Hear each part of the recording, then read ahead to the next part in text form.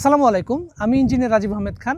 আজকে আমরা এসেছি বসুন্ধরায় আমাদের চতুর্থ ল্যান্ড শেয়ার প্রজেক্ট, যেটা কিনা বসুন্ধরা এন ব্লকে বাজার প্রতিদিনের পাশে। ওইটার প্ল্যানিং নিয়ে কিছু কথা বলার জন্য এই বিল্ডিংটাকে আমরা ফিউচারিস্টিক এবং সাস্টেনেবল ওয়েতে ডিজাইন করে ট্রাই করেছি, যাতে করে 10-15 বছর পরে ওই বিল্ডিংটাকে যেন আউটডেটেড মনে না হয়। আমাদের এই প্রজেক্টটি 12 কাঠা ল্যান্ডের উপরে, যার সামনে এবং পেছনে দুই দিকে আছে 25 ফিট করে রাস্তা, এবং একটা রাস্তা আবার লেক থেকে চলে আসা ডেড এন্ড রোডের সাথে কানেক্টেড, যার কারণে অলওয়েজ একটা এয়ার ফ্লো আপনারা পাচ্ছেন। আর দুদিকে রাস্তা থাকার কারণে এন্ট্রি এক্সিটটা হবে অনেক বেশি ইজি। 12 কাঠারি ল্যান্ডে প্রতিটা ফ্লোরে আমরা শুধুমাত্র 3টি করে অ্যাপার্টমেন্ট রেখেছি, যাতে করে পর্যাপ্ত ওপেন স্পেস এবং ক্রস ভেন্টিলেশনটা এনশিওর হয়। প্রতিটা অ্যাপার্টমেন্ট ডিজাইন করার সময় আমরা খেয়াল রেখেছি লিভিং স্পেসটা যেন কমফোর্টেবল হয়, বেডরুমগুলো যেন শুধু বড় না হয়ে ইউজেবল হয়, কিচেনটা যেন ফাংশনাল হয়।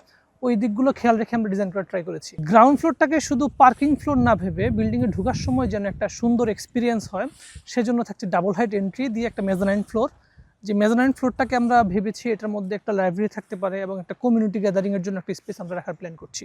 এই বিল্ডিং ডিজাইনে ছোট ছোট বিষয়, বাট আমাদের কাছে মনে হয়েছে অনেক বেশি ইম্প্যাক্টফুল। এরকম অনেক ব্যাপারে আমরা অনেক গুরুত্ব দিয়েছি, যেমন হচ্ছে কার ওয়াশিং পয়েন্ট। এটা যদি বলি আমি, নর্মালি আমরা যেটা দেখি কার ওয়াশিংয়ের জন্য বিল্ডিংয়ের এন্ট্রিতে কার ওয়াশ করা হচ্ছে, এই জন্য একদম ভিজে কাদা মাখামাখি একটা অবস্থা হয়ে যায়। আমরা চাই আমাদের এই অ্যাপার্টমেন্টের এন্ট্রিটা যেন অলওয়েজ নিট অ্যান্ড ক্লিন থাকে।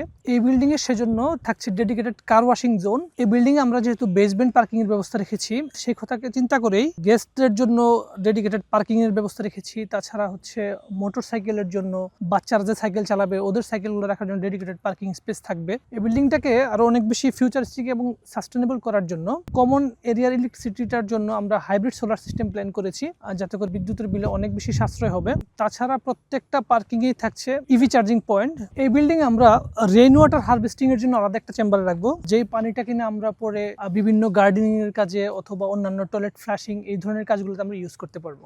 রুফটপটাকে আমরা চেয়েছি কমিউনিটি গ্যাদারিং স্পেস হিসেবে ব্যবহার করার জন্য, সেজন্য আমরা রুফটপে রেখেছি সুইমিং পুল, সাথে থাকছে বারবিকিউ জোন এবং রুফটপে থাকছে গ্রিন ওয়াকিং জোন। আর লোকেশন হিসাবে এন ব্লক বাজার প্রতিদিনের অ্যাডজাসেন্ট প্লটের ফিউচার ডিমান্ড খুবই ভালো, আর সেটা আপনারা লাস্ট 1 ইয়ারের এন ব্লকের প্লটের প্রাইসিং এর গ্রাফ দেখলে ইজিলি বুঝতে পারবেন। সো আপনাদের যদি আমাদের চিন্তাধারা ভালো লাগে, চলে আসতে পারেন একদিন প্লট ভিজিটে, এসে আমাদের ফ্লোর প্ল্যানটা দেখতে পারেন।